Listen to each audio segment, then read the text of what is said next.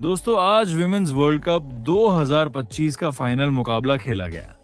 जी हाँ, आज भारतीय महिला और साउथ अफ्रीका की महिला टीम के बीच जबरदस्त और दमदार वर्ल्ड कप फाइनल खेला गया, जहां साउथ अफ्रीका की टीम ने टॉस जीतकर भारत को पहले बैटिंग करने का निमंत्रण दिया और पहले बैटिंग करते हुए भारतीय टीम ने शानदार शुरुआत की थी।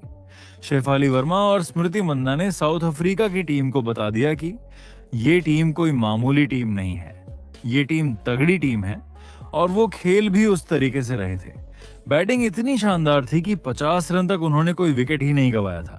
उसी की उम्मीद सभी ने की थी और दोनों उस पर पूरी तरह से खरे उतरे। 10 ओवर तक बिना कोई विकेट गंवाए दोनों ने 60 से ज्यादा रन्स बना दिए थे। यही नहीं, आगे चल के दोनों के बीच 100 रनों की पार्टनरशिप बन गई थी। मैच भारत के पकड़ में शुरू से थी। साउथ अफ्रीका को समझ ही नहीं रहा था कि इन दोनों को आउट कैसे किया जाए। भारतीय खेमा इनको देख के काफी रिलैक्स थी। शेफाली वर्मा अपनी अर्धशतक की ओर बढ़ रही थी, लेकिन फिर 18वें ओवर में स्लोएट आयरन की गेंद पर स्मृति मंदाना कैच आउट होकर चलते बनी। स्मृति ने 48 गेंदों में 45 रन बनाए थे। 104 पर भारत को पहला झटका लगा। इसके बाद शेफाली वर्मा आगे बढ़ती चली गई और उन्होंने अपना 50 भी पूरा कर दिया। शेफाली का साथ जेमिमा ने दिया, जिन्होंने पिछले मैच में शतक बनाया था। दोनों ने मिलकर भारत के स्कोर को 160 के पार ले जाने में सफल रहे। मैच अब भी भारत के पक्ष में था। शेफाली अपने शतक की ओर बढ़ रही थी, लेकिन फिर 28वें ओवर में 87 पर शेफाली वर्मा अयाबोंगा खाका का शिकार बन गई और भारत को 166 पर दूसरा झटका लगा। अब इसके बाद यही उम्मीद थी कि सेमीफाइनल की तरह जेमिमा और हरमनप्रीत कौर वैसा ही पार्टनरशिप करे और साउथ अफ्रीका को मैच से दूर ले जाए, लेकिन इस बार ये दोनों इसमें कामयाब नहीं रहे, क्योंकि 30वें ओवर में अयाबोंगा खाका ने जेमिमा को 24 पर चलताकर भारत को तीसरा झटका दे दिया। 171 पर भारत के 3 विकेट गिर चुके थे। इसके बाद कप्तान हरमनप्रीत और दीप्ति शर्मा ने भारत की पारी को संभाला, लेकिन आज हरमनप्रीत उस लेयर में नहीं दिख रही थी जैसे पिछले मैच में थी।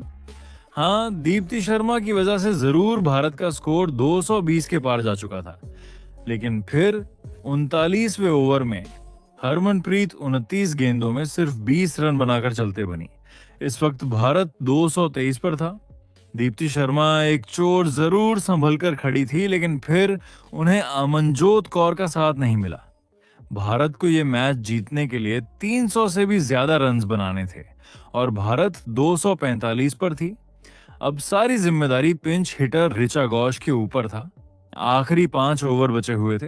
इसके बाद ऋचा घोष के 24 गेंदों में 34 रन्स और दीप्ति शर्मा के 58 गेंदों में 57 रन्स की वजह से भारत अपने पहले इनिंग्स में 298 रन्स बनाने में सफल रहा। साउथ अफ्रीका को 299 रन्स बनाने थे। इसके बाद जब साउथ अफ्रीका की टीम इसे चेस करने को उतरी तो उनकी शुरुआत तो अच्छी रही थी, जहां 50 रन की पार्टनरशिप सलामी बल्लेबाजों ने बनाया था, लेकिन भारतीय टीम को मैच में पकड़ बनाने के लिए पावर प्ले में विकेट्स लेना जरूरी था और भारत पावर प्ले के आखिरी ओवर में अनजोत कौर के बेहतरीन फील्डिंग और थ्रो के चलते टस्मिन ब्रिट्स रन आउट हो गई और भारत को पहली सफलता हाथ लगी। दूसरे विकेट के लिए भारत को ज्यादा देर तक रुकने की जरूरत नहीं पड़ी। 2 ओवरों के बाद आने के बॉश को श्री चरनी ने खाता तक खोलने नहीं दिया और भारत को दूसरी सफलता दिला दी। 62 पर साउथ अफ्रीका के 2 विकेट गिर चुके थे, लेकिन कप्तान लॉरा वुलवार्ड साउथ अफ्रीका के लिए एक चोर पर चट्टान की तरह खड़ी थी। भारत के लिए ये एक खतरा था, क्योंकि वो सेट हो गई थी और बेहतरीन फॉर्म के चलते उन्होंने अपना 50 भी पूरा कर दिया था। सूने लूस के साथ मिलकर लॉरा वुलवार्ड ने साउथ अफ्रीका के स्कोर को 110 के पार पहुंचा दिया था। भारत को इस पार्टनरशिप को तोड़ना बहुत जरूरी था।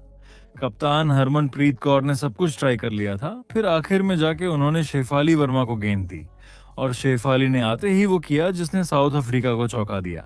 अपने पहले ही ओवर में शेफाली ने सूने लूस को सिर्फ 25 पर वापस भेज दिया।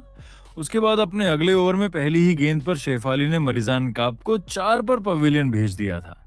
देखते ही देखते 123 पर साउथ अफ्रीका के 4 विकेट गिर चुके थे, लेकिन सबसे बड़ा खतरा लॉरा वुलवार्ड थी। लेकिन भले ही भारतीय टीम लॉरा वुलवार्ड का विकेट नहीं ले पा रहे थे, लेकिन दूसरी छोर पर लगातार विकेट्स ले रहे थे। दीप्ति शर्मा ने सिनालो जाफ्टा को सिर्फ 16 रन पर ड्रेसिंग रूम भेज दिया। 148 पर आधी साउथ अफ्रीका की टीम पवेलियन में थी। 30 ओवरों के बाद साउथ अफ्रीका 156 पर थी। 120 गेंदों में अब भी उन्हें 143 रन्स बनाने थे। मैच अब भारत के पक्ष में था, लेकिन साउथ अफ्रीका की टीम भी हार नहीं मान रही थी। छठवें विकेट के लिए अनरी डर्कसन और लॉरा वुलवार्ड के बीच 50 से भी ज्यादा रनों की पार्टनरशिप बन चुकी थी। इस पार्टनरशिप तो तोड़ना जरूरी था।